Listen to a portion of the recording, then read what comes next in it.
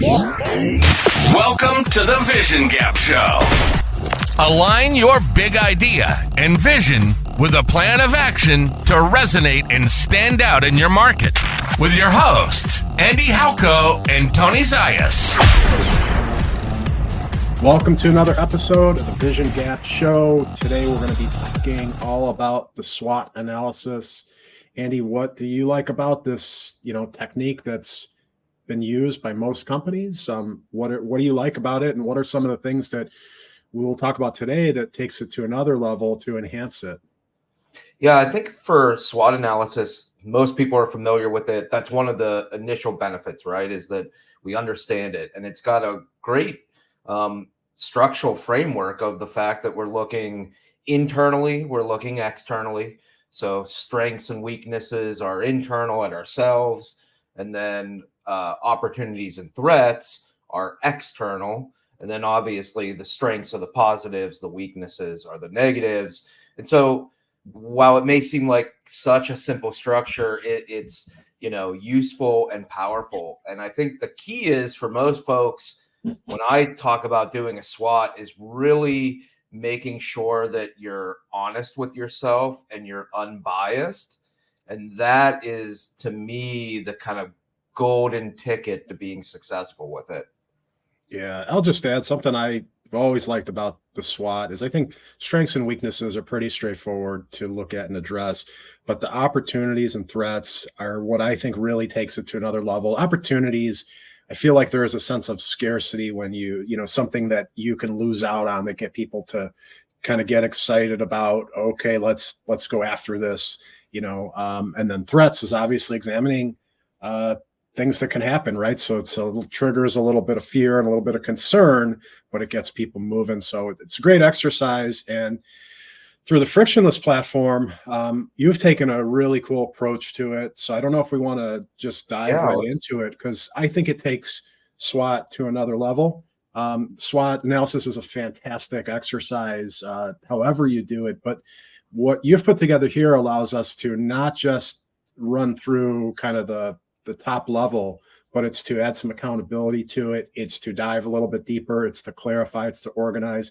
And then, add accountability and be able to come back to it as an ongoing exercise. We've been doing that in our team meetings recently. So, yeah, I think, the thought process behind this was, how do you make sure for a team that it's as valuable as possible? And, there are collaborative tools that you can go and do a SWOT, but we really tried to think through what is the best way to do it that, again, removes bias, because I think that's really important, prioritizes what's most important, helps you think about these different pieces, helps you analyze them more in depth, and then actually build a plan. And so it really is about this idea of, how do you do it better? And so we'll do this real time, you and I, and I'm in here now. And so the great thing is, in strengths, opportunities, weaknesses, threats, we have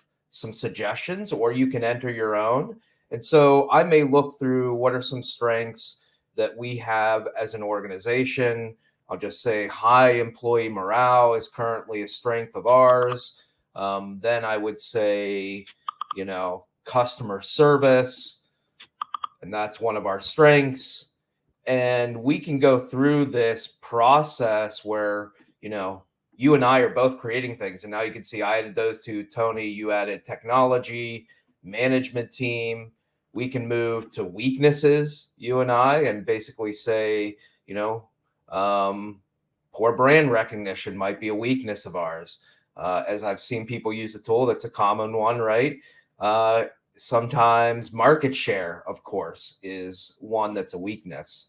And then what we do as a team, and I think this is where it does become really important, is we each can rank in real time. So I'll go ahead and say, poor brand recognition, sure, it's we're a newer business. It's medium priority to me. For market share, obviously I want to gain more market share, high priority. Research and development, not enough investment. For me, that's maybe a little bit low. I think that we are pretty advantageous with it. And so I'm putting in my scores, and now I can see that even though on market share, I've set it high, Tony, you obviously put it on a lower side, and now we've got medium.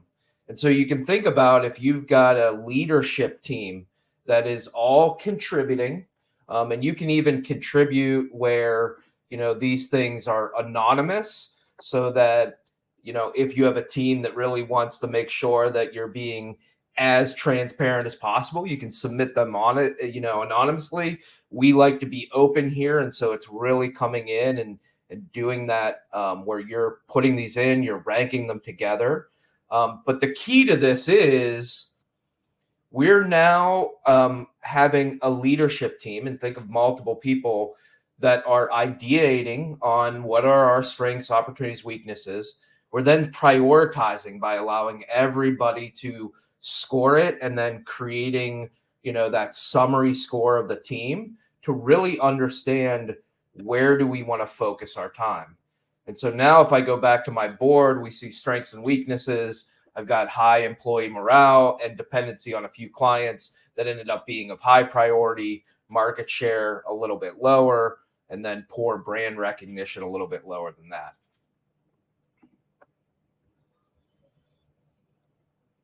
And so now I'll just kind of move on to the next stage. So this is a great process, right? Where we've now collaborated, we've determined what are the things that we really want to focus on. So I'm going to go ahead and on here, hit strategize. And so this is where we really get into the power of the tool, that what we can do is a dependency on a few clients. We can start with some research. And so we've got some curated questions here, like, why do companies struggle with this weakness? What are key indicators of this weakness? What are the most common causes? What are the best strategies? And so it's actually using a multitude of information. It's using what type of business you are. It's using some other information that we've got that you filled out earlier in this engagement or in this process. And then it's coming up with that. And so for our dependency on a few clients, we're getting, why do companies struggle with it? Limited growth potential, lack of diversification, bargaining power. It's kind of giving us some education. And the reason that we put that in there is really that we want to make sure that as folks start this process of trying to solve a weakness, leverage a strength, whatever it might be, that they have good knowledge and understanding of it. And so we can do this as a team. We can actually come in here, and one thing that, the audience may not see is I'm running this research, and when I get the information back, it's popping up on Tony's screen real time right now as well. So that as a leadership team, when we're in here, we can come in and talk about these.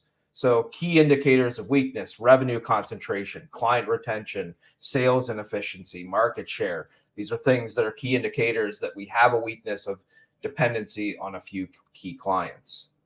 And so once we do research, the next thing, since we understand the concept a little better, and this is to me really the key, is that each person can do some analysis. And it does require a little bit of length. And so Tony, you and I will both kind of fill this out, but what is the root cause of this weakness in our company? And these are curated questions that our system automatically develops based on what the weakness is. And so now it's asking these curated questions to our team. So the cause of our weakness of dependency on a few clients, we have a small sales team and volume of new clients, obviously doing this in real time. How can our company mitigate the impact of this weakness? Obviously, I would say diversify clients by expanding sales team and looking to sell volume versus high priced. And so I'm kind of filling these out. Tony on his side is filling these out as well. And so now what we can do is actually go to summary, and of our leadership team, we can see how much people have completed. Tony's completed 2 of 4 answers. He's got a 30% completion rate. And actually, if he would continue the work on this in real time, I would see each of our leadership team, their answers being increased and their completion scores growing. And so what we really try and do is, as a leadership team, make sure that everybody's contributing, and we have this completion score that's built off of, how much you're answering and how deep is the answer within that analysis, so that we're really getting as much as we can out of folks. And then once you've reached a threshold, what we've developed is AI that is going to analyze this. And so here's the cool thing. You just gathered all this information from your leadership team. You've done some research. You've got a weakness that you're focused on. Our AI is pulling all of that together, and it creates a summary of what our team has said. So dependency on a few clients is significant weakness for the company due to the small sales team that struggles to generate a high volume of new clients. Key points: small sales team, high touch intensive support model, dependency on a few clients for a major portion of revenue, expand, additional insights, expand the sales team to facilitate client diversification. And so as you've had your entire leadership team fill this out and create that analysis, obviously those completion scores being really high will all go into this summary and really provide that quick analysis. And the reason this is important is if you've done a SWOT in the past and you've sat in a conference room and you've put a weakness up and then you're all sitting around just kind of talking about it, that's very biased. It's very unstructured. It's not going to get the key information out. And so again, this process of research, understand the weakness, have curated questions that really are pulling out the right information, and then take all of the pieces of what everyone said and within a few seconds create a summary of that for us all to understand. And then we can even take that and edit it and really refine it if we want to. And then Tony just actually added some more. He's got a 71%. And so I can actually come back and re-summarize it because the team's expanded. And so even if you're not doing this real time with each other and you say, hey, by Friday, let's all get in there and provide our analysis, you can do that, but it's all in the same system. And then even progressively as you go through it, you can re-summarize. And so now Tony's expanded and we've got some things in here of possibility to introduce low cost, low touch offerings, option to transition to a product focused business model. So Tony really helped provide some detailed data. So now I just like to kind of summarize this process is that we've identified weaknesses as a group. We've prioritized them and figured out what is the ones that we need to spend the most time on. We've done some research to understand that weakness a little bit more. We then analyzed it using curated questions, and then we've summarized all of the analysis that we've done it as a leadership team into one central thought that we can utilize from here. And so now we say, okay, well, what do we want to do with this? We need to generate some actions that we can take. And so you can come in here and see your analysis and as a leadership team, type it in, or we've actually developed within our AI the ability to, again, take all of these pieces, our weakness, our research, our analysis, the summary, and give us some actions that we should take. So obviously we saw hints of this, but expand the sales team, shift the company focus to high value products, reposition high touch approach to client service as a premium offering. So now we've determined that we've got these couple of actions that we want to take. Now, the great next thing is we can actually move into tasks because we have to accomplish this, right? And so we're going to start with, let's do reposition high touch approach to client service as a premium offering. thereby turning this weakness into a unique selling proposition and potential source of competitive advantage. And now we can expand this a little bit. We can add some detail because I think that's important is, in this process, this is a combination of human and artificial intelligence. We've generated this, but now it's your opportunity to customize it, where you can kind of add different pieces. And so you're able to really narrow in on that action that you're doing.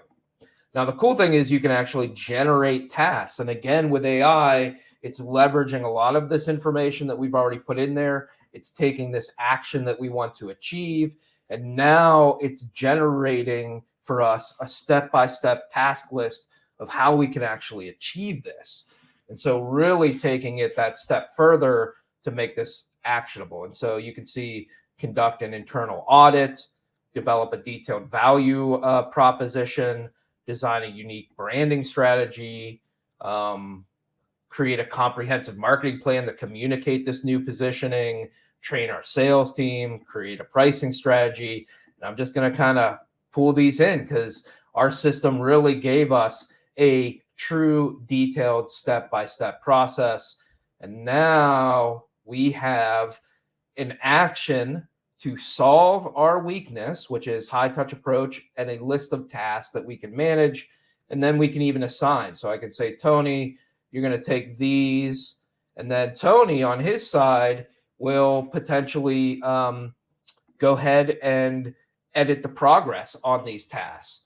And so we'll be able to see, there we go. Tony has, 20 tasks and he's completed about 2.2%. And it just real time will change this. And so I may assign him, he may assign me to different tasks, whatever it might be. And then we change progress of each of these. And so I'm going to go ahead and assign this one to me. I'm going to say I got it 100% done. And you can see we're now at 8%. And so now, again, back to the big level, we've really prioritized what are the weaknesses that we have to solve. We've done a really unbiased, powerful process to go in and research and analyze it and summarize it. We've developed actions that will allow us to solve this weakness. And now we've come up with a tactical plan and been able to assign it and determine progress on it. And so really it takes the whole idea of SWOT and supercharges it to be so much more effective. Again, I often think of the old process. People get in a room, they write up on whiteboards their weaknesses, they sit around a table and they BS for an hour. Maybe they come away with some tactical actions, but more likely it's something that they're going to have to continue the process of. Someone will probably go off on their own and really dig into it and then bring it back to the team. Whereas now with Frictionless, this has become a real-time collaborative process as a leadership team to reduce bias and guide you through to really developing a way to counteract a weakness, leverage a strength, take advantage of an opportunity, whatever it might be. And so we come back to our SWOT. We see our board, high priority. We've got 3 actions and 20 tasks. We can come back and look at it. We can make this our high priority one. We can move these around too. Again, makes it really easy to kind of manage and do it correctly. So that's a little bit of a tour, Tony. The new Frictionless SWOT takes it to a whole new level, just of detail, accountability, action tasks, all that stuff. So really good stuff.